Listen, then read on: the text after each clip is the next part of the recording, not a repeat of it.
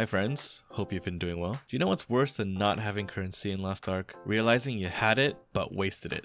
Today I'm going to cover an extremely important currency in this game, Peons. Now if you haven't gotten to endgame and tried to gear up your character or buy any equipment from the auction house, you'll probably be thinking, what the hell are Peons? To put it in real life terms, Peons are like a tax. It's an additional currency you have to pay whenever you receive equipment, accessories, or avatars from another character, including your own. Before I explain further, I think it's best if you understood some of the different currencies in the game and what they're used for.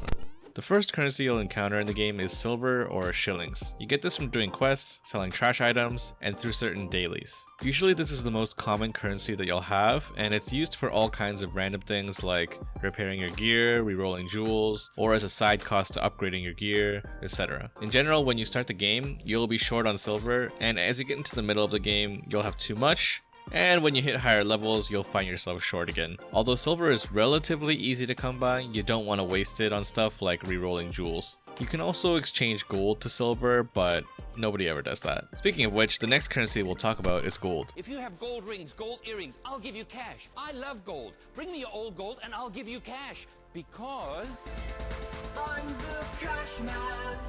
I'll give you money for your gold, oh yeah. Yes, I'm the cash man. I'll give you money for your gold. oh yeah.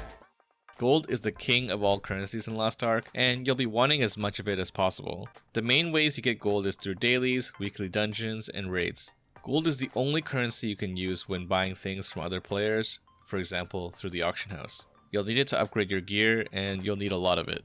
Basically, you can think of gold as the currency you give to other players, and silver as the currency that you use for NPCs and things like that. Now let's talk about the two cash shop currencies. First one I'll cover is blue crystals. You can actually buy blue crystals with gold, which means you'll be able to get these as a free-to-play player. There's an in-game currency exchange where you can buy and sell blue crystals with other players. Currently, the rate is 95 blue crystals to 1500 gold in Korea, meaning that one blue crystal is about 16 gold. I believe it's around 700 or 7 gold per crystal in Russia. If you're wondering why it's 95 and not 100, it's because you actually buy 100, but there is a 5 crystal surcharge or transaction fee, if you want to call it that. Blue crystals are used for Mari's secret shop, where you can buy extra materials. You can also use blue crystals to open bonus raid chests in dungeons, activate pet functions, expand your storage, etc. If you're familiar with gacha games, you can think of blue crystals as a premium currency. It's used for unlocking all the things that you want,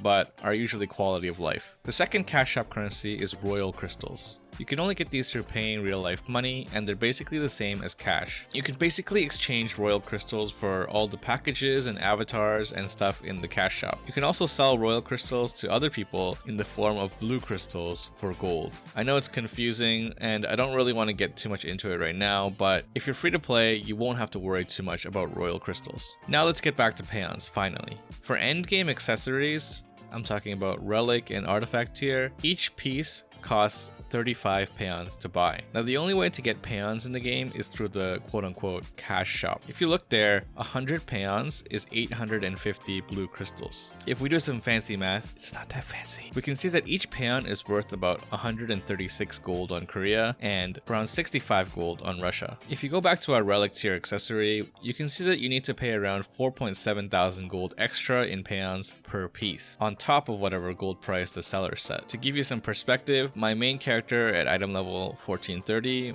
earns at minimum 10,000 gold per week, and I have a couple. So my weekly gold income is about 30 to 40k. Now I'm not going to get into the economics of the game or anything too deep, but I just wanted to let you know how it works so you don't waste your currency, especially your peons. This means that you shouldn't really buy temporary pieces to use until you get something better. And buying marginal upgrades isn't worth it because you're losing out on peons each time. Although the gold price of some accessories may be cheap, you have to keep in mind that every time you buy something, you have to pay the full peon price. That means it's usually better to save up for a better, more expensive piece if you can afford to wait. If you're worrying about how you're going to afford all this stuff, it's actually not all that bad. At least on the Korean server, the game gives out tons of free peons and more through the events and login bonuses. If you're just starting out, you should save all of these free peons you get until you need to use them. In general, you shouldn't be buying gear randomly from the auction house without knowing what you're doing. I hope this video helped you guys not waste all your precious peons. This has been Ayu, and until next time, bye you.